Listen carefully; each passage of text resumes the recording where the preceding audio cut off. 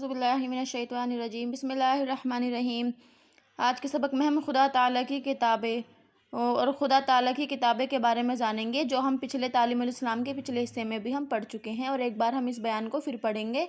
تو ہماری جو آسمانی 4 کتابیں ہیں ہم ان کے بارے میں پڑھیں گے، اور وہ کن نبی کے اوپر نازل ہوئی تھی ان کے بارے میں پڑھیں گے۔ تو چلیے ہم آج کا سبق شروع کرتے ہیں۔ اعوذ باللہ من الشیطان الرجیم بسم اللہ الرحمن الرحیم۔ خدا تعالیٰ کی کتابیں۔ سوال: توریت اور زبور، انجیل کا آسمانی کتابیں ہونا کیسے معلوم ہوا؟ جواب: ان تینوں کتابوں کا آسمانی کتابیں ہونا قرآن مجید سے ثابت ہوتا ہے۔ توریت کے بارے میں اللہ تعالیٰ نے فرمایا ہے: اِنَّا أَنزَلْنَا التَّوْرَاةَ فِيهَا هُدًى وَنُورٌ، یعنی بے شک ہم نے توریت اتاری، اس میں ہدایت اور نور ہے۔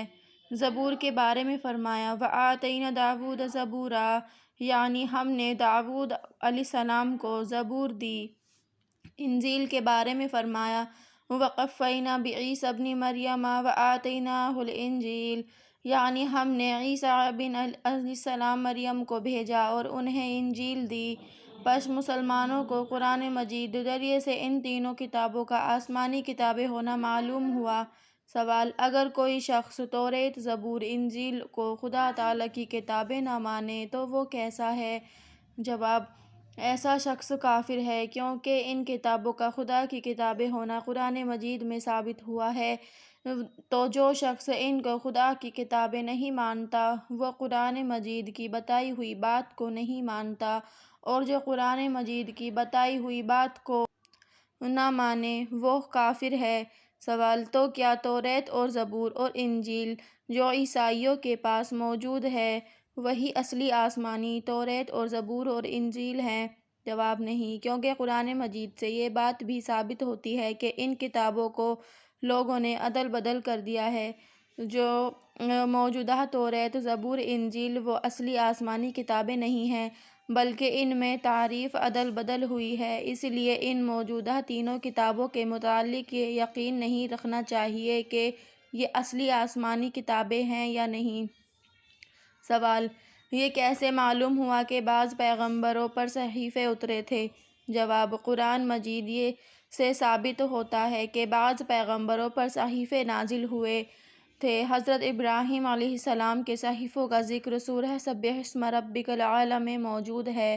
سوال: قرآن مجید خدا تعالیٰ کی کتاب ہے یا اس کا کلام ہے؟ جواب: قرآن مجید خدا تعالیٰ کی کتاب بھی ہے اور خدا تعالیٰ کا کلام بھی ہے۔ قرآن مجید میں اس کو کتاب اللہ بھی فرمایا گیا ہے اور کلام اللہ بھی فرمایا گیا ہے۔ سوال: توریت، زبور، انجیل اور قرآن مجید میں سے افضل کون سی کتاب ہے؟ جواب: قرآن مجید سب سے افضل کتاب ہے۔ سوال: قرآن مجید کو پہلی کتابوں پر کیا فضیلت ہے؟ جواب: بہت سی فضیلتیں ہیں، جن میں سے چند فضیلتیں یہ ہیں۔ اول یہ کہ قرآن مجید کا ایک ایک حرف اور ایک ایک لفظ محفوظ ہے، اس میں ایک نقطہ کی بھی کمی بیشی نہیں ہوئی اور نہ قیامت تک ہو سکے گی، اور پہلی کتابوں میں لوگوں نے تعریف کر ڈالی۔ دوسری یہ کہ قرآن مجید کی نظم عبادت معجزہ ہے، یعنی ایسے اونچے درجے کی عبادت ہے کہ قرآن مجید کی چھوٹی سے چھوٹی سورت کے مثل بھی کوئی شخص نہیں بنا سکتا۔ تیسری یہ قرآن مجید آخری شریعت کے احکام لایا ہے، اس لیے اس کے بہت سے احکام نے پہلی کتابوں کے حکموں کو منسوخ کر دیا۔ چوتھی یہ کہ پہلی کتاب ایک دفعہ ہی اکٹھی نازل ہوئی اور قرآن مجید 23 برس تک ضرورتوں کے لحاظ سے تھوڑا تھوڑا نازل ہوتا رہا۔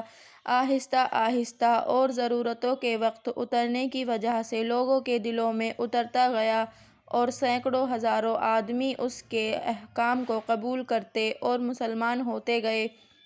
پانچویں یہ کہ قرآن مجید ہزاروں لاکھوں مسلمانوں کے سینوں میں محفوظ ہے، اور یہ سینے بہ سینے حفاظت رسول کریم صلی اللہ علیہ وسلم کے مبارک زمانے سے آج تک برابر چلی آتی ہے اور انشاءاللہ تعالی قیامت تک جاری رہے گی۔